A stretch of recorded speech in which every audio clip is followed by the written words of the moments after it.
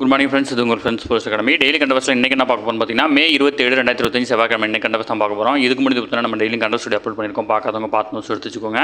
அது மட்டும் இல்லாமல் நம்மளோட சேனல் சப்ஸ்கிரைப் பண்ணுங்கள், சப்போர்ட் பண்ணுங்கள், முடிஞ்சளவு ஃப்ரெண்ட்ஸ் ஷேர் பண்ணுங்கள். நம்மளோட ஃப்ரெண்ட்ஸ் போலீஸ் அகாடமி அப்படின்ற டெலிகிராம் சேனல் ஜாயின் பண்ணிக்கோங்க. இம்பார்ட்டன்ட் அப்டேட்ஸ்லாம் உங்களுக்கு ஒன்று கிடைக்கும். நம்மளுடைய பயிற்சி மையம் சார்பில் வந்து பார்த்தீங்கன்னா 2ஆம் நிலை காவல் இருக்கா டெஸ்ட் பேட்ச் வந்து பார்த்தீங்கன்னா தொடங்கியிருக்கும். இந்தியன் பிசி டெஸ்ட் பேட்ச் 6 வந்து பார்த்தீங்கன்னா தொடங்கியிருக்கும். விருப்பமுள்ள மாணவர்கள் தாராளமாக அணிஞ்சிக்கலாம். இதில் வந்து பார்த்தீங்கன்னா மொத்தம் உங்களுக்கு 60க்கும் மேற்பட்ட தேர்வுகளும் 6000க்கும் மேற்பட்ட வினாக்களும் கிடைக்கும். இதற்கான அட்மிஷன் நடந்துட்டு இருக்கு.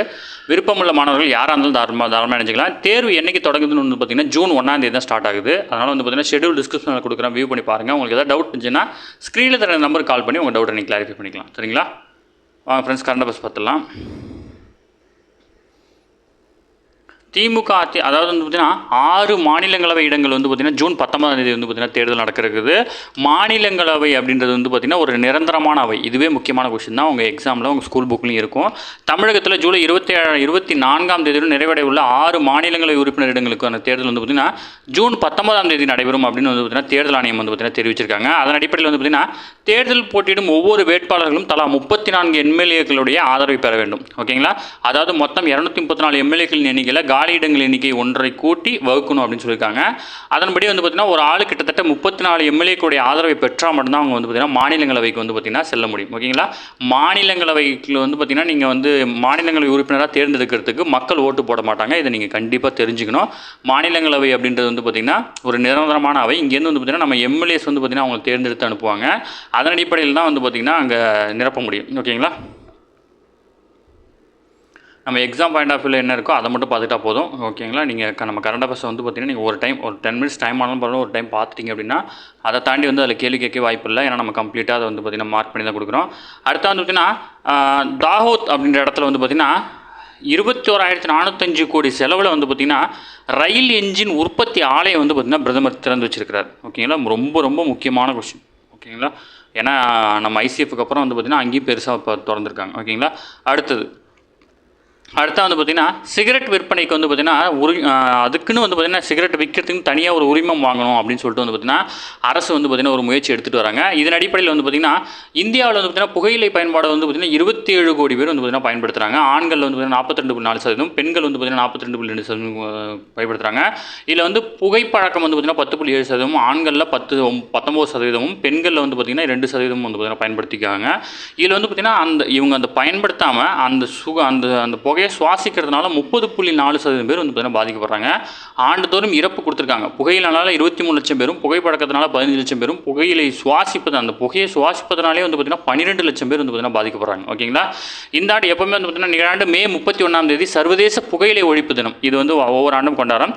இந்த ஆண்டு வந்து பார்த்தீங்கன்னா தமிழகத்தில் உள்ள பள்ளி கல்லூரி வளாகங்களை சுற்றி 100 மீட்டர் தொலைவில் வந்து பார்த்தீங்கன்னா புகையிலை தடை செய்யப்பட்டுள்ள பகுதி என்பதை குறிக்கும் வகையில் வந்து பார்த்திங்கன்னா மஞ்சள் நிற கோடுகளை வந்து பார்த்திங்கன்னா சாலையில் வந்து வரைகிறதுக்கு பொது சுகாதாரத்துறை வந்து பார்த்திங்கன்னா உத்தரவிட்டிருக்காங்க. ஓகேங்களா?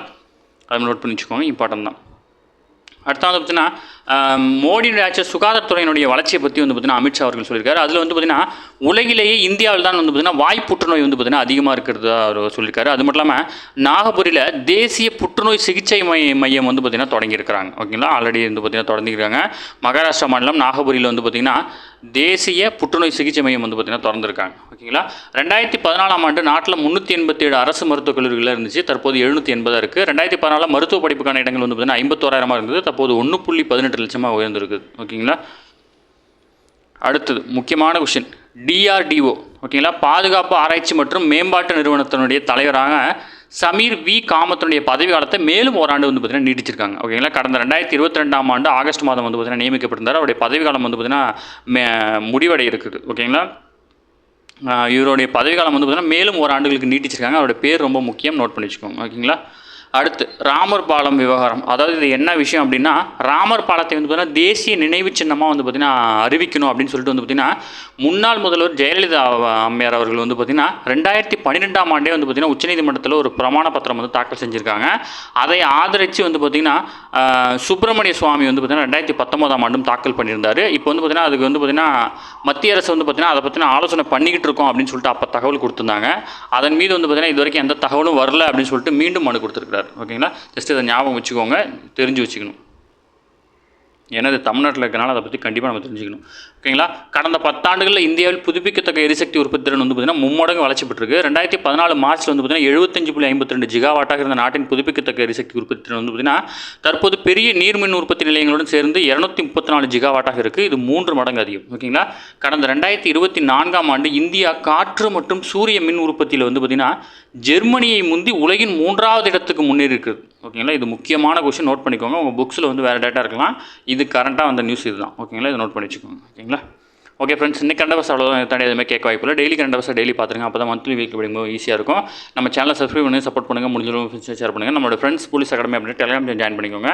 இம்பார்ட்டன்ட் அப்டேட்ஸ்லாம் உங்களுக்கு ஒன்று கிடைக்கும். நம்மளோட டெஸ்ட் பேஜில் இணையணும் அப்படி விருப்பப்பட்டீங்க அப்படின்னா ஸ்க்ரீனில் நம்பர் கால் பண்ணி உங்கள் டவுட்டை நீங்கள் கிளாரிஃபை பண்ணிக்கலாம். சரிங்களா. Thank you friends.